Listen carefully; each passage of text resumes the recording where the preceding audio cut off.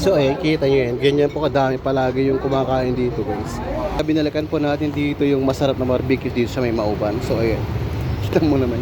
Tinawan natin dito guys yung lagayan nila. Ito yung mga lagayan nila. Yan, yung mga laman, yung mga dugo. Ayan o. Tinawan natin sa kabila guys ha. Ayan, yung mga laman o. Cheese! Yan, merong leeg, tsaka mga puso. Ayan. Guys, dito nga po yung sinasabi naming barbecue na napakasarap. Dito lang po yan guys sa may Mauban. Ang landmark ko po kasi dito guys yung San Jose High School. Ayan, San Jose High School. Ito na yung pinaka-pwesto nila. So, ayan, niluluto na rin yung sa akin. Kung tinan natin gaano kasarap yung barbecue nila dito. So, let's go! Ayan o, cheese! Kita nyo yan. Yan o. Ganyan kadami yung laman o ganyan kakapal yung laman nila. 25 pesos lang to guys. Lahat ng laman. Kaya magkano yung isaw mo te? 10 kuya.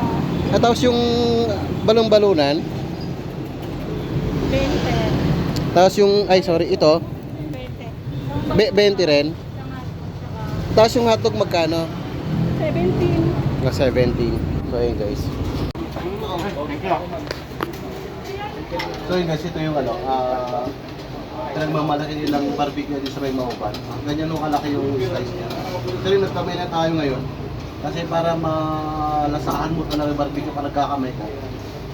Kasi kung nagkakutsara kasi dinitinito mo na yung pansiksya mo rin. Dito natin muna lang, gaganyan mo na rin. Di ba? Tapos saw-saw. Diba? Napakasarap. Ayan. Diba hindi pa po nakapunta dyan guys? Punta na kayo dito. May Mauban lang. Bali kasama kasi mga tropa.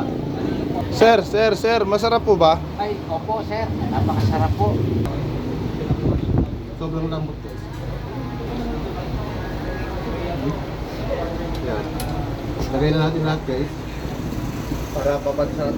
Parang masarap kasi ito ibabad mo na sa Tapos parang ganyan. Then lagay mo na lang. Ayan, tumagin pa nga.